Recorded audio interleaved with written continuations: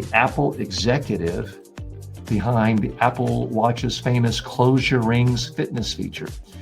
He's accused of creating a toxic workplace. 9 current and former employees describe him as verbally abusive, manipulative, and retaliatory. More than 10 workers reportedly took extended medical or mental health leaves because of his behavior. Apple settled one harassment complaint against him and is fighting a lawsuit from employee Mandana Mofidi, who says she was bullied and retaliated against. Despite these claims, Blahnik remains in his position as vice president of fitness technologies. Apple denies wrongdoing. Spokesman Lance Lynn said the company took all concerns seriously and was deeply committed to creating and maintaining a positive and inclusive workplace. He said that Apple thoroughly investigated workplace issues, but that it did not discuss matters involving individual employees in the interest of respecting their privacy. Quote, "We strongly disagree with the premise of this story, and there are many inaccurate claims and mischaracterizations," said Mr. Lin, who declined to provide any specific examples of the inaccuracies when asked to discuss reporting from the New York Times. He added, "We will continue to share the facts through the legal process." In a legal filing, Apple denied that there had been harassment, discrimination, retaliation, or any other harm. It said that Ms. Mofidi had received constructive feedback and coaching from her supervisors in response to a well-documented history of unresolved performance issues. Mr. Blahnik did not respond to requests for comments.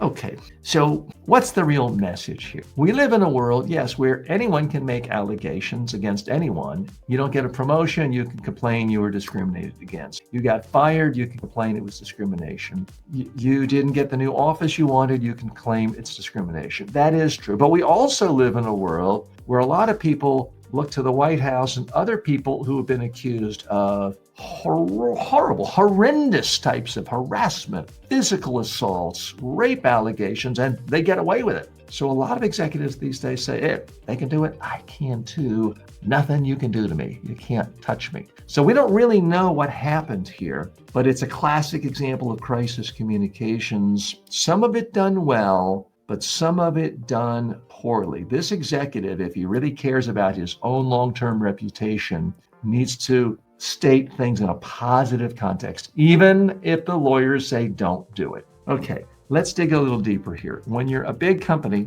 like Apple, and you're a publicly traded company, you don't have the luxury of just litigating things through the press. And Apple has been famously tight-lipped, and it's worked well for them. They've maintained this realm of secrecy around their products and what they do. And when something does come out, the whole world flocks and they get massive, massive attention. It has worked well for them. And it is a company that, for the most part, has dodged true crisis situations that have destroyed their reputation. Obviously, it's not destroyed. It's one of the most valuable companies in the world and has given tremendous shareholder wealth. By some measures, it's given more return on equity to shareholders than any company in the history of the world. So they've done a lot of things right. This does seem a little bit suspect. It's one thing when you've got she said, he said, he said, she said, a few disgruntled employees, but this is something like 10% of all the people who've ever worked for this guy are saying he's awful, essentially. I mean, that's just an incredibly high percentage. I urge you to take a look at the story in the New York Times and elsewhere about this, because look, sometimes when there's smoke, there's a smoke machine. Sometimes when there's smoke, there's fire. And when you've got this many people accusing a worker of an employee, a highly paid executive, saying and doing wildly inappropriate things, comments about people's body parts, commenting about speculation of who's sleeping with whom, derogatory comments, you do expect more than that in one of the most respected companies in the world. Maybe not in the highest levels of government. Somehow that's acceptable to a lot of people.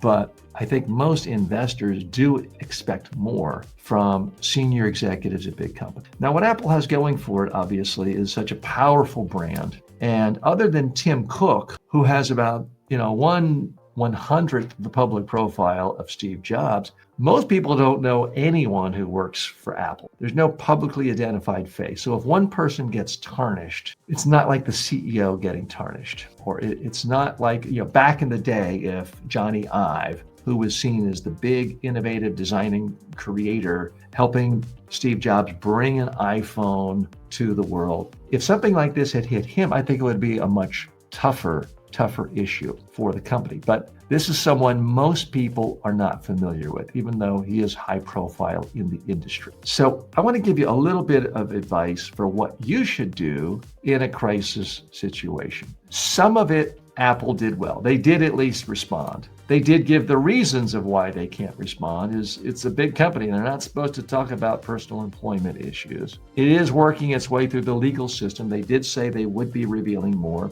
through the legal system. And when you are a big company, you can't just shoot from the hip, because one little blip the wrong way and boom, $10 billion of market cap can be eviscerated. So you've got to be careful. But if you have your own company, or you're an individual, you're a consultant, you have small legal practice, and you are accused of something that is a crisis, meaning it potentially could damage your reputation in the marketplace to the point where it might destroy your business or significantly harm your business, you do need to respond. My advice is you got to respond quickly. Reporter calls you at 9 a.m. You need to call back at 9:05, if nothing else, to find out what they want to talk about and what the issues are. You then need to have a clear, focused, positive message. If you are clearly in the wrong, you need to express that you were wrong, what you were wrong for, and express some amount of contrition or sorrow. You do not want people thinking, wow, you did these horrible things, no regret, no shame whatsoever. I do think, even though some people believe never ever apologize, I'm not of that school of thought. When you need to apologize quickly, takes the sting out of things. It diffuses the tension, it diffuses the crisis. If all you ever do is defend, then you empower people to continue attacking. That's great if you're trying to get attention, but if you're trying to protect and preserve your reputation, it isn't what you want. So I would strongly recommend you figure out how to proactively, positively get a positive message out there. If something has been done wrong on your part, apologize and use the right emotional level. Don't say, well, if anyone is offended, that's sort of a non-apology apology. If you truly did something that you think a reasonable person would be offended by, and everybody has at some point, I know I have.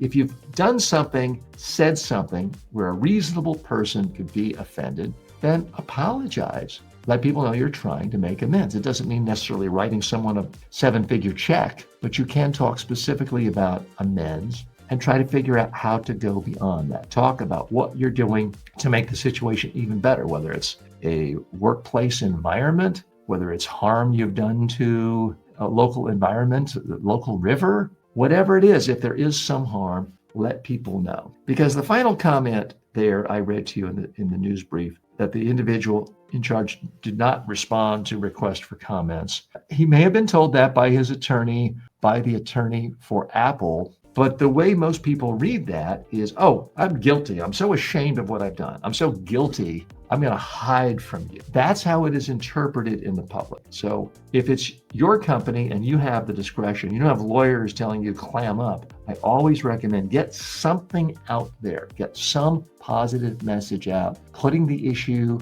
in your terms so that there's at least two sides to the story. Because right now, we pretty much only heard about all these horrible things this executive was alleged to have done. It's one-sided, and it's human nature to remember the negatives. Because right now, I'm remembering the negatives of the story of this guy talking about, oh, I wonder if this person's sleeping with this person, or this person is ugly or has a fat butt. Weird things in this article that this Apple executive is alleged to have said. And that's what sticks. You want to get at least half of the messages people receiving about you during a time of crisis to be from your perspective. And you can't simply say, I'll talk to you after the trial. You've got to get it out right away. Otherwise, there's a vacuum, and it's going to be filled by your detractors. So please keep that in mind. If you do face a crisis, I'm hoping you don't have a crisis. I'm hoping that you have smooth sailing and success in your professional life and in your personal life.